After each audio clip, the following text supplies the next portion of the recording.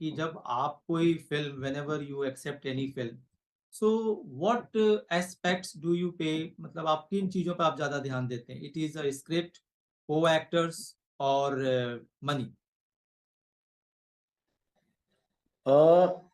सबसे ज्यादा ध्यान दिया जाता है स्क्रिप्ट पे। अ, क्योंकि स्क्रिप्ट, कैरेक्टर, ये बड़ा इंपॉर्टेंट है।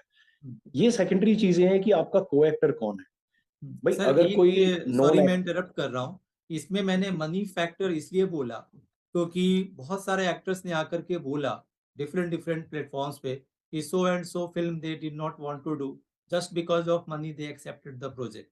तो इसलिए मैंने इसको इंक्लूड किया कि ये को एक्टर्स हैं, स्क्रिप्ट है या मनी है, what is more important for you?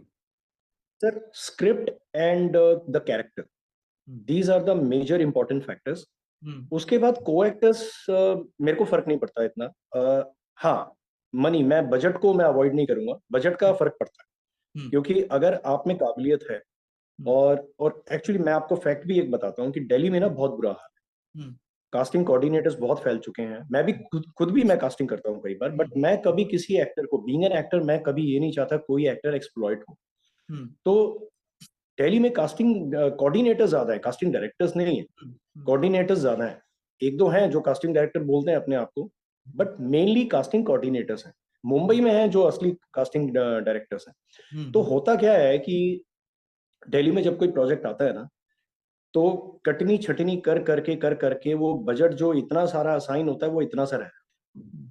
तो यहाँ प्रॉब्लम आती है। मैंने खुद ने कई प्रोजेक्ट रिजेक्ट किए कि नहीं यार, भाई अब जैसा मैंने बोला, आप खुद के जज सबसे बेस्ट आप हैं। तो मुझे पता है कि मैं कितने पानी में हूँ, मेरी में कितनी काबिलियत है।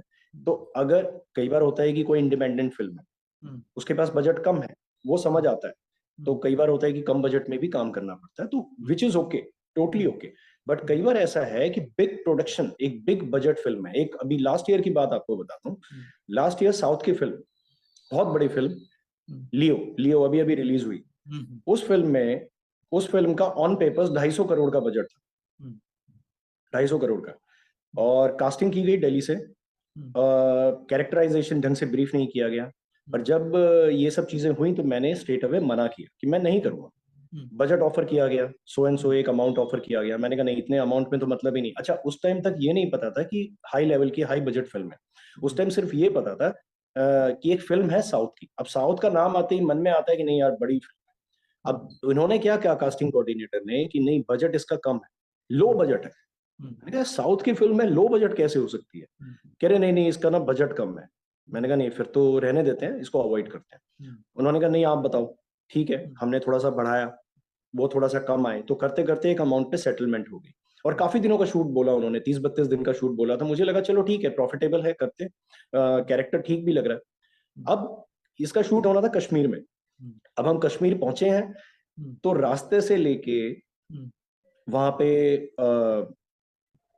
होटल रूम प्लस जो ट्रीटमेंट था पूरे शूट का, अब वहां पे पता लग गया। तो मैंने सेकंड डे ही उनको बोल दिया कि मैं तो वापस जा रहा हूँ। बट वो नहीं माने, उन्होंने जबरदस्ती रखा मेरे को वहां पे, 12 दिन तक रखा कश्मीर में। बट इन दी एंड मैंने शूट नहीं किया वो वहां पे। मैं 12 दिन रहा, मैंने शूट नहीं किया। तो प्रॉब्लम क्या आती है, ये बजटिंग वाली प्रॉब्लम बहुत आती है कई जगह। जहाँ पे अच्छा बजट है वहां पे कोऑर्डिनेटर्स क्या करते हैं, पैसा खाते हैं और फिर बोलते हैं कि नहीं यहाँ पे बजट नहीं है, तो ये तो लो बजट फिल्म है, ये तो ये है, ये तो वो है। तो मैंने ना अपने कुछ रूल रेगुलेशन अपने लिए सेट कर रखे हैं कि अगर कोई लो बजट है, सच में लो बजट है, करेंगे। अगर उसमें अच्छा कैरेक्टर है, अच्छी स्क्रिप्ट है, करेंगे बिल्कुल। अच्छा, अब दूसरी चीज आती है कि कोई मुंबई से बड़ा प्रोडक्शन हाउस। अच्छा, मुंबई के जो कास्टिंग डायरेक्टर्स हैं वो अमाउंट फिर भी रीजनेबल देते हैं, उनको मैं मना नहीं करूंगा, वो कास्टिंग ठीक से करते हैं। उनका वो पूरा एक जेन्युइन जो प्रोसेस होता है, वैलिड प्रोसेस होता है, वो उसको फॉलो करते हैं। और फिर एक बजट उनका सेट होता है, जो प्रोडक्शन से आता है वो उतना ही ऑफर करते हैं। वो उसमें बीच में ये कटनी छटनी नहीं करते, क्योंकि वो प्रोडक्शन से ही मोस्टली पेमेंट आती है एक्टर को।